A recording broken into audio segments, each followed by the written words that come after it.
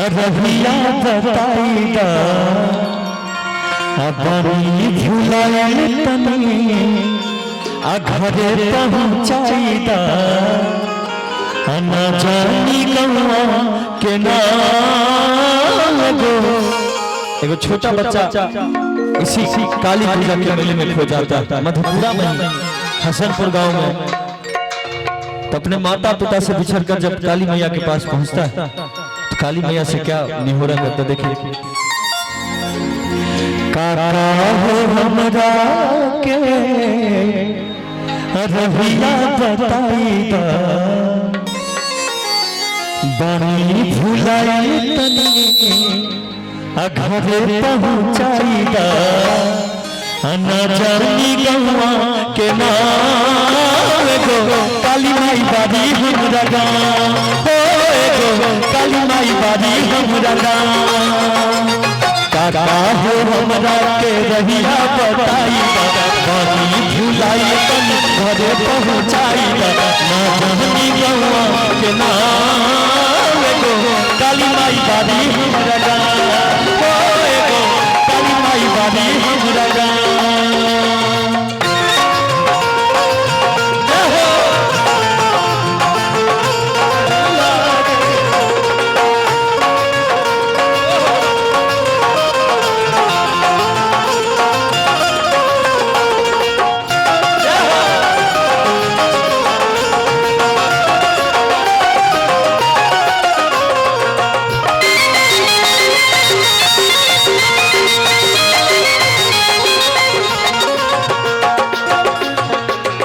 गुरुद्वारा मंदिर जाके भारी आधी आधी मंदिरिया के लगल बा फुलवारी।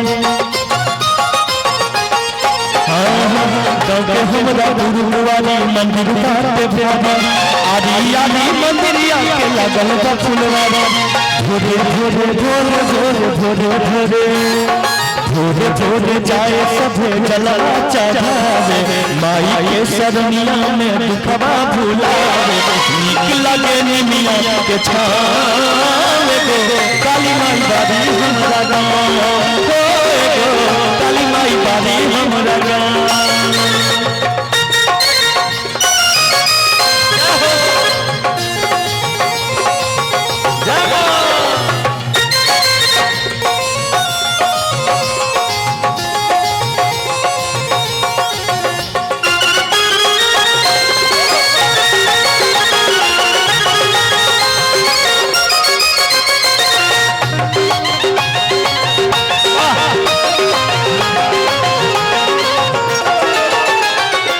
देखिए बच्चा कहता माई से, हे माई कौनो रास्ता नहीं के दिखा हमरा, एक बार अपना माई बाबू से मिलवा दी माई। कैसे कहता है? गाँव के हमरा गुरुद्वारा मंदिर बाटे भारी आधी आधी मंदिरिया के लगल बा फुलवारी। गाँव के हमरा गुरुद्वारा मंदिर बाटे भारी आधी आधी मंदिरिया के लगल बा फुलवारी। भोरे भोरे भोरे भोरे भोरे भोरे भोरे भोरे जाए सभे जलवा चढ़ावे माई के सरनिया में दुखवा भुलावे। बड़ा नीक लगे ओहि ठाम गो, काली माई बारी गो, काली माई बारी हमरा गाँव। काका हो हमरा के रहिया बताईदा बड़ी भुलाई तनी घरे पहुँचाईदा न जानी गवा के नाम गो। काली माई बारी हमरा गाँव गो, काली माई बारी हमरा गाँव गो, काली माई बारी हमरा गाँव गो, काली माई बारी हमरा गाँव गो, काली माई बारी हमरा गाँव गो, काली माई बारी हमरा गाँव गो, काली माई बारी हमरा गाँव गो, काली माई बारी हमरा गाँव गो, काली माई बारी हमरा गाँव।